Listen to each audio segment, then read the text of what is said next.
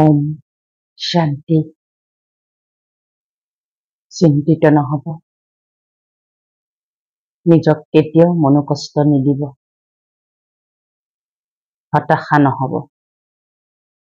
জীৱনলৈ সকলো সময়তে নিৰাশাগ্ৰস্ততাক মাতি নানিব। যি চলি আছে জীৱনত, যিমানে আপোনাৰ টেনচন চলি নাথাকক কিয়, প্ৰভু ভগৱন্ত পৰম পিতা পৰমাত্মাক কেৱল স্মৰণ কৰিব। আপুনি সৰ্বশক্তিমান পৰমাত্মাৰ সন্তান। পৰিস্থিতি আহিব জীৱনলৈ, ধুমুহাৰ দৰে আহিব, আপোনাক বগৰাই থৈ যাবলৈ চেষ্টা কৰিব, কিন্তু আপুনি বাগৰি নাযাব। যিমান ডাঙৰ ধুমুহা সদৃশ পৰিস্থিতি আহিব, সিমান শক্তিশালী হৈ আপুনি থিয় দিয়ক। গতিকে সেই শক্তিশালী, মানসিকভাৱে শক্তিশালী হবলৈ আপুনি নিজৰ মন বুদ্ধিক পৰমাত্মিক বান্ধোনেৰে বান্ধি ৰাখিব লাগিব। এই পৃথিৱীত অন্য কোনো শক্তি নাই। বহু ডাঙৰ এটমিক শক্তিতকৈও পাৱাৰফুল হৈছে পৰমাত্মিক শক্তি। কেৱল সংকল্পৰ দ্বাৰা আপুনি নিজে নিজক শক্তিশালী কৰি ৰাখিব পাৰে। সংকল্পৰ দ্বাৰা আপুনি নিজক ইমান শক্তিশালীভাৱে বান্ধিব পাৰিব, যি সংকল্প কেৱল এক ঈশ্বৰ আল্লাহ গড ভগৱান পৰম পিতা পৰমাত্মাৰ লগত সংযুক্ত হৈ থাকিব। যেতিয়াই সংকল্প লব, তেতিয়াই পৰমাত্মাৰ পৰা চিধাকৈ আপুনি শক্তি লাভ কৰিব। কেৱল স্মৰণ কৰিব লাগে আৰু সংকল্প কব লাগে। গতিকে বৰ্তমান সময় হৈছে বহু চিন্তনৰ সমষ্টি হৈছে জীৱন। নিতৌ নতুন সমস্যা আহিব, পৰিয়ালৰ পৰা আহিব, সন্তানৰ পৰা আহিব, অঙহী বঙহীৰ পৰা আহিব, নিজৰ সকলোতকৈ প্ৰিয়তমাৰ পৰা আহিব। যি সম্বন্ধ বহুত বেছি মধুৰ আছিল, অমৃত আছিল, সেই সম্বন্ধ বিষময় হৈ যাব। কোনোফালে ৰাস্তা দেখি নোপোৱা অৱস্থা হব। আপুনি অকলে ককবকাবলৈ আৰম্ভ কৰিছে, সন্তান সন্ততিক লৈ চিন্তিত হৈছে, সদায় দুখিত হৈছে, সদায় কান্দিছে। কিন্তু আপুনি এই দুখৰ পৰা মুক্ত হোৱাৰ উপায় আছে। নিজকে অলপ মানসিকভাৱে শক্তিশালী কৰিব লাগিব। তাৰ বাবে শুই উঠিয়ে এই শৰীৰৰ কাম কৰাৰ আগতে, সম্বন্ধ সম্পৰ্কৰ কাম কৰাৰ আগতে, আনৰ কাম কৰাৰ আগতে নিজৰ আত্মাক, নিজৰ মন বুদ্ধিক শক্তিশালী কৰক। খুবেই প্ৰয়োজন, নিতান্তই প্ৰয়োজন। ৰাতিপুৱা শুই উঠি অন্তত 5টা মহাসংকল্প লৈহে বিচনাখন ত্যাগ কৰক। মই মাষ্টাৰ শক্তিশালী আত্মা হওঁ। মোৰ মন বুদ্ধি শক্তিশালী, সুস্থ আৰু সবল। মই আৱেগিক মানসিকভাৱে সম্পূৰ্ণ সুস্থ, স্বতন্ত্ৰ আৰু শক্তিশালী। মই শক্তিৰ সাগৰ, পৰমাত্মাৰ সন্তান হওঁ। মই জ্ঞানী আত্মা হওঁ। মই মানি লৈছো, মই উপলব্ধি কৰিছো, মোৰ জীৱনলৈ অহা প্ৰতিটো সম্বন্ধ সম্পৰ্ক, দায়িত্ব, কৰ্তব্য, পৰিস্থিতি, স্থিতি, এয়া সকলো মোৰেই পূৰ্বজন্মৰ কৰ্মৰ ফল। মই প্ৰতিটো সম্বন্ধ সম্পৰ্কক জ্ঞানী আৰু শক্তিশালী হৈ যোন যেনেকুৱাই তাক তেনেকেই সহন কৰো, গ্ৰহণ কৰো আৰু সহযোগ কৰিম। আজিৰ দিনটো মই শ্ৰেষ্ঠতাৰে পালন কৰিম। যিয়েই পৰিস্থিতি নাহক, মই শান্ত হৈ থাকিম। শান্তি মোৰ স্বধৰ্ম, শান্তি মোৰ জন্মসিদ্ধ অধিকাৰ, শান্তি মোৰ ব্যক্তিত্ব, শান্তি মোৰ স্বভাৱ সংস্কাৰ। মই শান্ত, শীতল আৰু স্থিৰ। মোৰ মন বুদ্ধি শান্ত আৰু স্থিৰ। মই শান্তিৰ সাগৰ, পৰমাত্মাৰ সন্তান হওঁ। মই সুখ আৰু আনন্দ স্বৰূপ আত্মা। মই প্ৰতিটো সময়তে সুখী হৈ থাকো।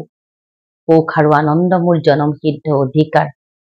মোৰ সুখ আনন্দ কোনো ব্যক্তিৰ ওপৰত নিৰ্ভৰশীল নহয়। আজিৰ দিনটো মোৰ শ্ৰেষ্ঠ হ'ব। মোৰ প্ৰতিটো সংকল্প সিদ্ধি হ'ব। মোৰ প্ৰতিটো সম্বন্ধ মোৰ বাবে শ্ৰেষ্ঠ।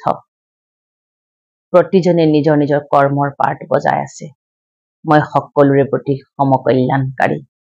মই ক্ষমাশীল, মই দয়াশীল, মই বিশাল অন্তৰৰ অধিকাৰী। মই সকলোকে ক্ষমাদান কৰিছো। আৰু মই যদি কিবা কাৰোবাৰ ওচৰত ভুল কৰিছিলো, কাৰোবাক আঘাত দিছিলো জানি অজানিতে, আজি মই সকলোকে ক্ষমা প্ৰাৰ্থনা খুজিছো। মোৰ কাৰোৰে প্ৰতি কোনো আক্ষেপ নাই। এই ৰংগমঞ্চত সকলোৱে নিজৰ নিজৰ অভিনয়ৰ পাৰ্ট বজাই আছে। মই আন কাৰোৰে বাবে মই মোৰ মন বুদ্ধিক বিচলিত হ'ব নিদিওঁ। মই নিজে নিজক কেতিয়াও আঘাত নিদিওঁ। মই নিজে নিজক বহুত প্ৰেম কৰোঁ। মই পৰমাত্মাৰ সন্তান। মই নিজে নিজক বহুত ভাল পাওঁ। হে পৰমাত্মা, তোমাক কোটি কোটি ধন্যবাদ। তুমি মোৰ মাতা পিতা, সদ্গুৰু, সখা, শিক্ষক। তুমি মোৰ প্ৰিয়তম প্ৰিয়তমা। তুমি মোৰ সৰ্বস্ব পিতা। মই নিৰাকাৰ, তুমিও নিৰাকাৰ। তুমি প্ৰেমৰ সাগৰ, মই তোমাৰ সেই প্ৰেমৰ সাগৰত ডুবি থকা এটি কেৱল আত্মা। তুমি জ্ঞানৰ সাগৰ, তুমি কৰুণাৰ সাগৰ, তুমি শক্তিৰ সাগৰ। মই তোমাৰ বংশ, মই তোমাৰ সন্তান। আজিৰে পৰা মই নিজে নিজক প্ৰতিজ্ঞা কৰিছো, কোনো কাৰণত কাৰোৰে সংস্কাৰৰ দ্বাৰা, কাৰোৰে কুকৰ্মৰ দ্বাৰা মই প্ৰভাৱান্বিত নহওঁ, হলচল নহওঁ, লৰচৰ নহওঁ। মই মোক বহুত বেছি প্ৰেম কৰো। মই প্ৰেমৰ সাগৰ, নিৰাকাৰ পৰমাত্মাৰ সন্তান। এনেদৰে ৰাতিপুৱা সদায় সংকল্প লওক। বিচনা ত্যাগ কৰাৰ আগতে এই সংকল্প লওক। কপালৰ সোঁমাজত আমাৰ ভাগ্যস্থানত নিজ নিজ আত্মাক দেখক। মনৰ চকুৰে চাবলৈ প্ৰয়ত্ন কৰক। এটা যেন দিব্য পোহৰ ভিতৰৰ পৰা জ্বলি উঠিছে আৰু আকাশ মাৰ্গত নিৰাকাৰ পৰম জ্যোতি পৰম পিতা পৰমাত্মা অনন্ত কোটি সূৰ্যতকৈ প্ৰকাশমান সেই দিব্য পোহৰৰ পৰা বহু শক্তিৰ কিৰণ আহি আপোনাৰ আত্মাত পৰিছে। সমস্ত নিগেটিভিটি, চিন্তা, অসূয়া, অশান্তি পৰমাত্মাই যেন শুহি লৈছে। আপুনি এক দিব্য পবিত্ৰ কল্যাণকাৰী আত্মালৈ পৰিৱৰ্তন হৈছে। এই ভাৱনাৰে ৰাতিপুৱাটো আৰম্ভণি কৰক। দেখিব জীৱনৰ সৰু সুৰা সমস্যাৰ লগতে ডাঙৰ সমস্যাকো আপুনি মুহূৰ্ততে সমাধান কৰাৰ উপায় পৰমাত্মাই আপোনাক দিবই দিব। গতিকে চিন্তিত নহব, নিৰাশ নহব, সৰু সৰু কথাত ভাঙি নপৰিব, মন বুদ্ধি কোনো কথাত ভাঙি যাবলৈ নিদিব। নিজক শক্তিশালী কৰি ৰাখক। কেতিয়াও আপোনাৰ সুখ আনন্দ প্ৰাচুৰ্য কাৰোৰে হাতত এৰি নিদিব। আপুনি সৰ্বশক্তিমান পৰমাত্মাৰ সন্তান। নিজকে গুৰুত্ব দিয়ক, যত্ন লওক। মন বুদ্ধিক সকলো সময়তে সকলো বেয়া নিগেটিভিটিৰ পৰা বচাই ৰাখক, সুৰক্ষিত কৰি ৰাখক। কাৰো লগত অনৰ্গল অহিত চিন্তন কথা নাপাতিব। আনৰ চৰ্চাত কেতিয়াও ভাগ নলব। কেতিয়াও আনৰ বেয়া নুশুনিব, নকব, নাচাব। দেখিব আপোনাৰ জীৱনৰ বহু সমস্যাৰ অন্ত হব আৰু আপোনাৰ জীৱনৰ সেই সমস্যাৰ অন্ত হোৱাৰ লগে লগে আপুনি আনৰো সমস্যাৰ অন্ত কৰাৰ আপুনি পথ প্ৰদৰ্শক হৈ ৰব। আজি পৰমাত্মাই আমাক কৈছে, প্ৰতিটো কথা প্ৰভুৰ প্ৰতি অৰ্পণ কৰি দিয়া, তেতিয়া আগন্তুক সমস্যাসমূহ সহজ অনুভৱ হব। কি কৈছে পিতাই? প্ৰতিটো কথা মোৰ প্ৰতি অৰ্পণ কৰা। কিমান সহজ কাম এটা পিতাই আমাক দিছে। যে প্ৰতিটো কৰ্ম, প্ৰতিটো চিন্তন, প্ৰতিটো সমস্যা, প্ৰতিটো বোজা মোক তুমি অৰ্পণ কৰা। কিমান সহজ কাম। কোনে ল'ব আমাৰ বোজা? কোনে ল'ব আমাৰ সমস্যা? কোন মনুষ্যই আপোনাৰ সমস্যা ল'ব? কোন মনুষ্যই আপোনাৰ পৰিস্থিতিৰ সমাধান দিব পাৰিব? কিন্তু স্বয়ং প্ৰভু ভগৱন্ত পৰমাত্মাই কৈছে, প্ৰতিটো সমস্যাৰ বোজা মোক দিয়া। তুমি কিয় লৈ থাকা? মই আছো নহয় বহি তোমাৰ পিতা। গতিকে ৰাতিপুৱা শুই উঠিয়েই সেই পৰম জ্যোতি, পৰম পিতা পৰমাত্মাৰ লগত কথা পাতক, মনৰ কথা শ্বেয়াৰ কৰক, দিনটো কি কৰিবলগীয়া আছে না আছে সেইখিনি তেখেতক জনাওক।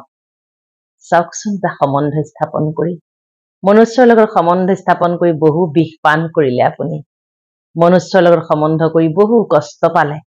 এতিয়া নিৰাকাৰ ঈশ্বৰ আল্লাহ গড ভগৱান পৰম পিতা পৰমাত্মাৰ লগত সম্পৰ্ক স্থাপন কৰক। আৰু এই গোটেই সম্পৰ্ক স্থাপন কৰাৰ এই মাধ্যমটোৰ নামেই হৈছে ৰাজযোগ মেডিটেশ্যন। আপোনাৰ ঘৰৰ কাষত নিশ্চয় প্ৰজাপিতা ঈশ্বৰীয় ব্ৰহ্মা কুমাৰী বিশ্ববিদ্যালয় আছে। তালৈ গৈ আপুনি অনতিপলমে ৰাজযোগৰ প্ৰশিক্ষণটো লওক। সেই শিক্ষা সম্পূৰ্ণ বিনামূলীয়া। তাৰোপৰি আপুনি একো ত্যাগ কৰিব নালাগে। আপোনাক একো ত্যাগ কৰাৰ কথা তাত নকয়। কেৱল মনত থকা অসূয়া, অশান্তি, বোজা, সমস্যা, চিন্তাবিলাক ত্যাগ কৰাৰ কথা কয়। আৰু কেনেকৈনো ত্যাগ কৰিব, কেনেকৈনো এপদ এপদকৈ প্ৰভু ভগৱন্ত পৰমাত্মাক অৰ্পণ কৰিব, সেয়াও তাত শিকোৱা হ'ব। আপুনি নিশ্চিন্ত থাকক, আপোনাৰ ঘৰ সংসাৰ কোনো কাৰণত নাভাঙে। আপুনি কোনো কাৰণত একো ত্যাগ কৰিব নালাগে। মনৰ পৰা ভয় আঁতৰাওক আৰু ৰাজযোগৰ প্ৰশিক্ষণ লওক। কাৰণ এতিয়াৰ পৃথিৱীত শেষ মাৰ্গ হৈছে এইটোৱেই, আৰু ক'তো কোনো মাৰ্গ নাই। নিজে নিজক সুৰক্ষিত কৰি ৰাখিব লাগিব, পৰম পিতা পৰমাত্মাৰ ছত্ৰছায়াত থাকিব লাগিব, আৰু নিজক আপুনি শক্তিশালী কৰি ৰাখিবই লাগিব। গতিকে আপোনাৰ দিনটো শুভ হওক, সুন্দৰ হওক, কল্যাণৰে ভৰপূৰ হওক, প্ৰাপ্তিৰে ভৰপূৰ হওক। সমস্ত সুখ আনন্দ আপোনাৰ বুকুত উজ্জ্বলি থাকক। প্ৰতিটো মুহূৰ্ত আপোনাৰ বাবে স্মৰণীয় হওক। পৰম পিতা পৰমাত্মাৰ আশীৰ্বাদ, কৃপা দৃষ্টি সদায় আপোনাৰ লগত সুৰক্ষা চক্ৰ হৈ আছে, আজীৱন থাকিব। আজি নিৰাকাৰ পিতাই আমাক ৰাতিপুৱাই মুৰলীৰ আকাৰত কৈছে, মোৰ মৰমৰ সন্তানসকল, নিজৰ স্বধৰ্মক পাহৰি যোৱাটোৱেই সকলোতকৈ ডাঙৰ ভুল। আমাৰ স্বধৰ্ম, আমি আত্মা, আমি শক্তি। আমি শাৰীৰিকভাৱে কাৰোবাৰ ওপৰত নিৰ্ভৰশীল হ'ব পাৰোঁ, কিন্তু মানসিকভাৱে আমি কাৰোৰে ওপৰত নিৰ্ভৰশীল নহয়।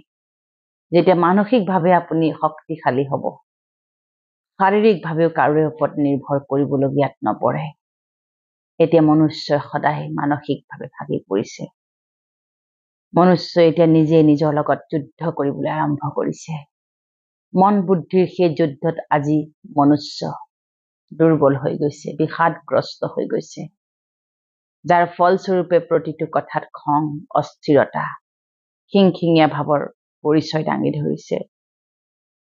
গতিকে পৰমাত্মাই কৈছে, তোমাৰ নিজৰ স্বধৰ্ম হৈছে তুমি আত্মা, তুমি শক্তি, তুমি মোৰ সন্তান, তুমি মোৰহে সন্তান। তাৰপিছত তোমাৰ বেলেগ বেলেগ সম্পৰ্ক আহিব। তুমি প্ৰেম স্বৰূপ, আনন্দ স্বৰূপ, সুখ স্বৰূপ, দিব্য স্বৰূপ, পৰম পবিত্ৰ স্বৰূপ, তুমি নিৰাকাৰ পৰমাত্মাৰ সন্তান। তুমি যেনেকুৱাই তুমি বহুত ভাল, তুমি মোৰ শ্ৰেষ্ঠ সন্তান। গতিকে আজি পৰমাত্মাই আমাক আমাৰ স্বধৰ্মৰ বুজ দিছে। ইমান দিনে শাৰীৰিক ধৰ্মত লাগি আছিলো, কোন হিন্দু, কোন মুছলমান, কোন শিখ, কোন জৈন, কোন ঈশাই, কোন কি, কোন খ্ৰীষ্টিয়ান, এইবিলাক আমাৰ ছেকেণ্ডাৰী ধৰ্ম। আমাৰ প্ৰথম ধৰ্ম হৈছে আমি আত্মা। আমি সকলো এক পিতাৰ সন্তান, আমি সকলোৱে ভাই ভাই। আমি এই ব্ৰহ্মাণ্ডৰ কোটি কোটি, আমি সকলোৱে ভাই ভাই। আমি পৰমাত্মাৰ সন্তান। গতিকে পিতাই আজি আমাক মনত পেলাই দিছে যে তুমি নাভাবিবা যে আজি নহলেতো কাইলৈ কোনোবা সলনি হৈ যাব তোমাৰ বাবে। সম্ভৱ নহয়, কোনো কাৰো বাবে সলনি নহয়, কোনো কাৰো বাবে সলনি নহয়, কোনোৱে কাৰোৰে বাবে একো নকৰে। কোনো কাৰোৰে বাবে নহয়। সকলোৱে নিজৰ নিজৰ কৰ্মৰ ভাৰ লৈ আহিছে, সেই ভাৰ কেৱল সোধাই আছে। গতিকে বাবাই কৈছে, তুমি স্নেহৰ সাগৰ হৈ সৰ্বসমন্ধৰ স্নেহত সন্তানসকলক আগবঢ়াই লৈ যোৱা। জ্ঞানবান হৈ সাহস সহায়ৰ বিশেষ বৰদান লাভ কৰা। স্নেহ যোনেই আমাক যি নিদিয়ক কিয় আমি কেৱল স্নেহ দিব লাগিব।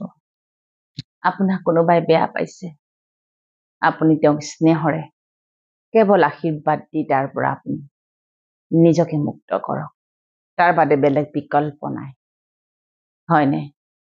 গতিকে পৰমাত্মাই কৈছে, তুমি মোৰ সন্তান, তুমি মোৰ সৰ্বগুণৰ সাগৰত তুমি সমাহিত হৈ থাকা। মোৰ লগত তুমি স্নেহৰ মিলন মনোৱা। গতিকে মোৰ লগত, মোৰ স্মৃতিত মোক মনত পেলাই পেলাই তুমি মোৰ লগত, মোৰ প্ৰেমত তুমি ডুবি থাকা। যেতিয়া মই সৰ্বশক্তিমান তোমাৰ চাৰিওফালে থাকিম, তোমাৰ প্ৰতিটো সম্বন্ধ সম্পৰ্ক আগবঢ়াই লৈ যোৱাত, প্ৰতিটো কাৰ্য কৰাত, প্ৰতিটো পৰিস্থিতিৰ মুখামুখি হোৱাত মই তোমাক সহায় কৰিম। এয়া পৰমাত্মাৰ আমাৰ বাবে ভৱিষ্যৎবাণী, গুৰুবাণী, আমাৰ বাবে পৰম পবিত্ৰ বাণী। গতিকে সকলোৱে ৰাজযোগ মেডিটেশ্যন কৰক, নিজৰ আত্মাক চাওক, জানক, নিজৰ পৰিচয় জানক। তাৰপিছত দেখিব লাহে লাহে সকলো আপোনাৰ বাবে একেবাৰে সহজ হৈ পৰিব। যি আজি বহুত কঠিন যেন লাগিছে, জীৱনৰ প্ৰতিটো পৰিস্থিতি যেন কাইট যেন লাগিছে, দেখিব ৰাজযোগ কৰি উঠাৰ পিছতে আপোনাৰ সকলো ঠিক লাগিবলৈ আৰম্ভ কৰিব। গতিকে নিজক কেতিয়াও কলসৰীয়া বুলি নাভাবিব। প্ৰতিটো ক্ষণতে পৰমাত্মাক আপুনি স্মৰণ কৰক, তেওঁক মাতক, চাব। প্ৰতিটো সমস্যাৰ অন্ত তেওঁৰাই কৰাব। ওম শান্তি।